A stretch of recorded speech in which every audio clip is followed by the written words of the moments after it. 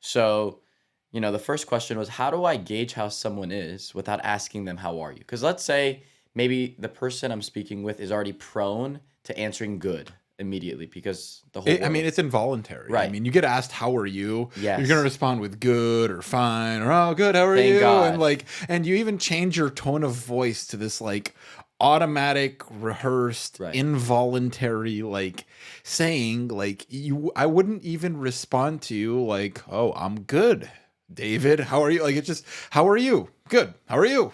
And it's Right. just so nice and quick, and it's almost like, okay, just tell me you're good too, so we could both get on with our fucking R- day. Right. Right. It's like it's just a quick check. Boom Yeah, boom. But even if I and said then shitty and you and say, "Oh, okay." well, yeah, all of a sudden that throws things off, right? But then if you want to continue the conversation, right, after you say good, right, then you can start talking about the weather, or I can start talking about the weather, or trees outside are nice, or the sky is blue, and it's like there's all these things that you start talking about that really mean absolutely nothing. So, my point was to her, how do I gauge how someone's doing without asking them, "How are you?" I started thinking about that, and it was something that stumped us. How do I gauge how are you without asking you how are you? Well, I What do mean, you think? How would you do I that? think at the end of the day, everybody's got body language, right? So it's like, I mean, are they open? Are they open to a conversation? Can you start talking about something different? Are they optimistic? Are they talking about their future plans? Are they talking about things that they're excited about? Or are they sitting there? Are they dwelling on the past? Right. Or is there some kind of issue they've got going on? Is there somebody that's being blamed for something that they have going on in their life right now? Like, is there a lack of accountability? Right? Because usually, if you're in a good place in life, there's something that's happened in your life that you're not extremely happy with. Like, there's just a certain level of accountability. Like, hey, this happened. Like, I learned from it. Like, I'm grateful that I got the opportunity to learn from this. Now I see things clearly and I can move from here to here. This is like where I actually want to go. Right. So I feel like essentially there's some people that live in the future, there's some people that live in the past. Ultimately, the best place to be is in the present, right? Yeah. And it's like, but you'd rather be in the future than in the past, because if you're looking in the future, you're hopeful. And if you're looking in the past, then you're really just holding on to something, and something that you still need to work through. Right.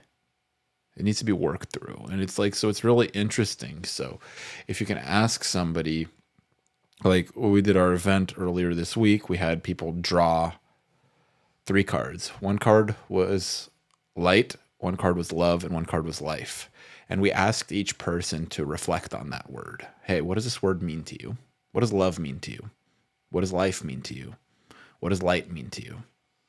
Reflect on that. And it's like, how has this shaped you? Yeah. How has love shaped you? How has life shaped you? How has light shaped you? And based off of somebody's answers, you can tell it's like, hey, this person is like hopeful for the future. This person's living in the present. It's kind of cool.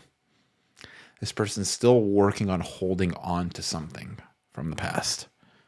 And I've been there before. I've been holding on to things from the past. It's a very painful place to be. I mean, you've got to go through a slow process of letting go, like accepting it. First, you've got to accept it, but you've got to release it in a way where you really give yourself a chance to move past it and like learn from it and grow from it. Yeah. So,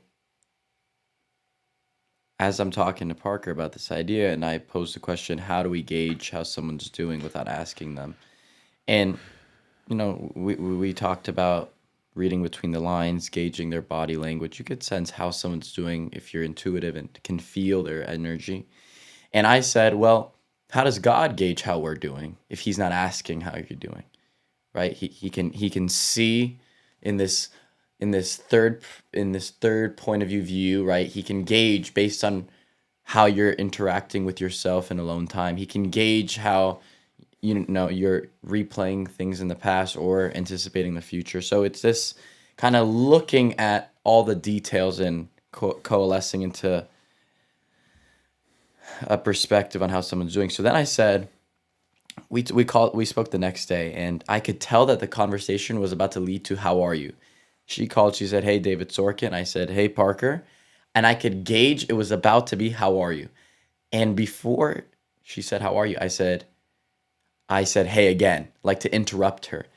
And I think she caught that.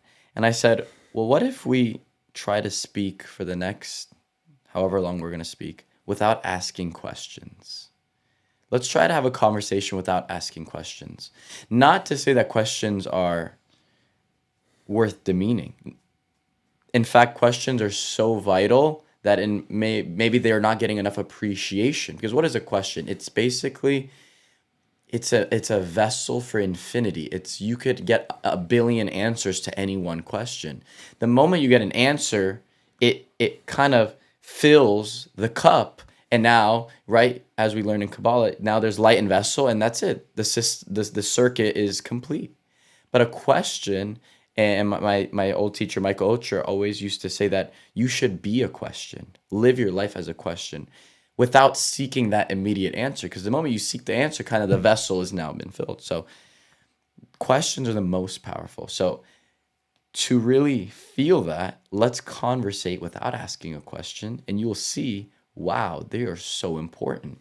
So we can talk about certain things, and also what does a question do? It changes the dynamic, right? It brings the energy from one side into the next. So it's constantly light vessel shifting. So if I'm talking and I want to switch it over to you, I'm going to ask you a question. And then you're talking and we're going to switch it back. Now we need to figure out how to have very much attention to our words, to our mind. You inevitably have more pause and silence as you're trying to really think through this, which is very cool too, to have silence in conversation. And now you figure out a way. I mean, this is like Chris Voss stuff, right? About learning how to use your speech in an astute way to, be convincing. You have to learn how to use your words in a way that can ask a question without asking. So, for example, I said, I assume you had a good week. Yeah, I did. I actually really did. So let's ask you. I assume you had a good week, Ben. That's a statement, but in reality, it's phrased as a question because it's going to invite you to clarify or to push back. Yeah. So, Well, I had a really shitty week, actually, David.